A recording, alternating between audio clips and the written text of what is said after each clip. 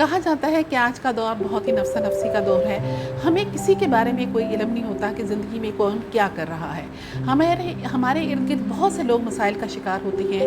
بہت سے لوگ ایسے ہوتے ہیں جن کے آپس میں اختلافات ہو جاتے ہیں, جھگڑے ہو جاتے ہیں, بہت سی پریشانیاں جو ہیں ان کے درمیان ہو جاتی ہیں, بہت ساری غلط فہمیاں ان کے درمیان ڈیولپ ہو جاتی ہیں, جن کو ہم اپنی کوششوں سے آسانی سے دور کر سکتے ہیں, ان مسائل کا حل نکال سکتے ہیں.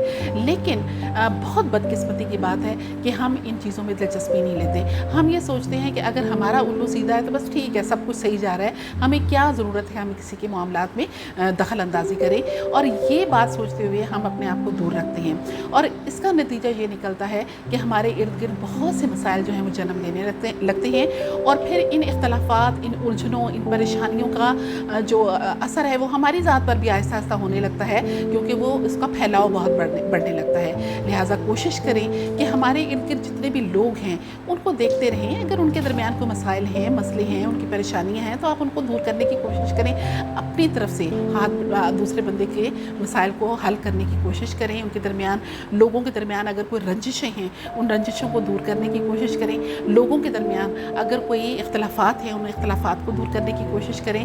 اگر غلط فہمی ہے تو غلط فہمیوں کو دور کرنے کی کوشش کریں, کیونکہ ہم انسانوں کا مقصد اس دنیا میں صرف یہ نہیں کہ ہم صرف عبادت کریں.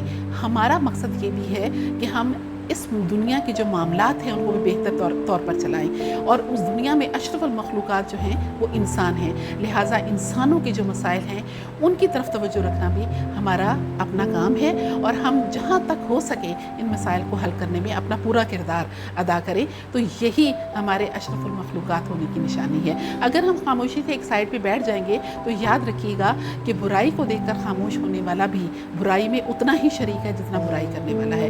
لہٰذا آپ کو دوسروں کے معاملات کو سلجھانے کے لیے, ان کی پریشانی کو دور کرنے کے لیے, اور ان کی الجھنوں کو دور کرنے کے لیے, دوسروں کے اختلافات آپس میں جو ہیں ان کو ختم کرنے کے لیے بھرپور کردار ادا کرنا چاہیے.